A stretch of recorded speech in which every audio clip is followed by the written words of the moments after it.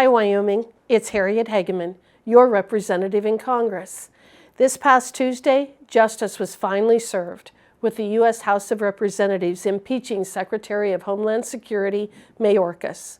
He will forever be known as the man who failed to uphold his oath of office, who allowed cartels to traffic women and children into and throughout our country, and who was responsible for the smuggling of millions of pounds of deadly drugs into the United States.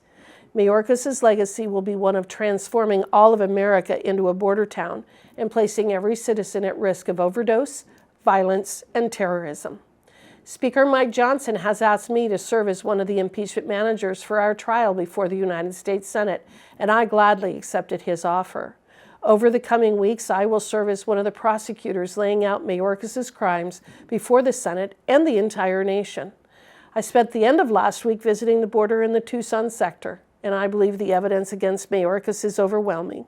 He has violated federal immigration law. He has ignored the will of Congress. He has left a wake of death and destruction.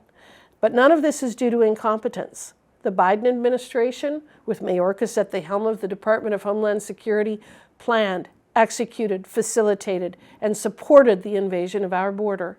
His actions have been willful, deliberate, and intentional, and he must be held accountable. Impeaching Mayorkas was an important victory for our nation, but it is not the ultimate solution. Not only should the Senate convict him for violating federal law and lying to Congress, but they must also take up and pass the Secure Border Act. My colleagues and I passed H.R. 2, the strongest border security bill in American history, and it would go a long way to protecting our nation from the existential threats we are facing at our borders. We cannot accept half measures or weak compromises. Americans' lives and our national sovereignty are at stake. Stay tuned. The House also passed Texas Representative Pfluger's bill to protect America's natural gas industry from President Biden's ongoing energy poverty agenda.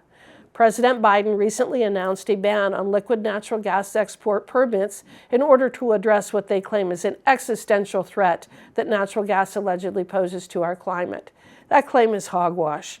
This bill not only lifts that ban, but repeals all restrictions on natural gas imports and exports within the Natural Gas Act and helps ensure that America, not adversaries like Iran and Russia, remains the preeminent global supplier of liquid natural gas.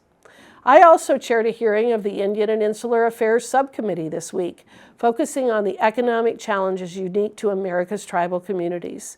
We had wonderful witnesses from tribes across the country to discuss ways that Congress can ensure Indian country is able to foster strong, stable, diverse economies that harness the full potential of the lands and resources they possess.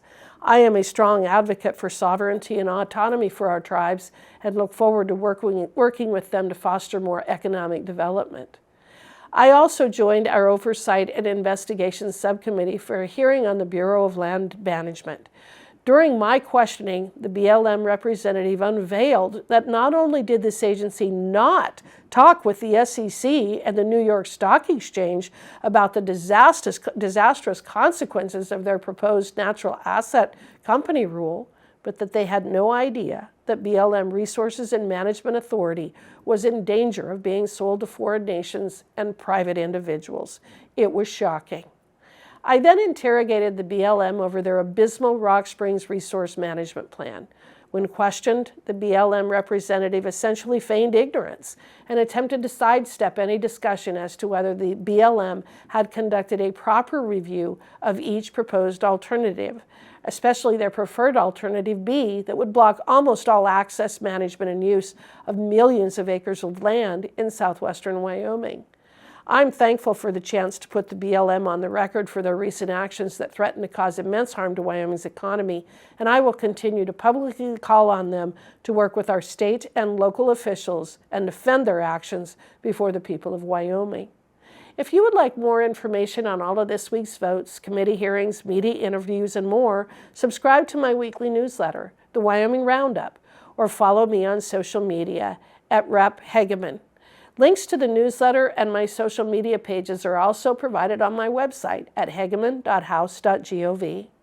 Thank you for taking a few minutes to become a more informed citizen. I hope you have a wonderful week.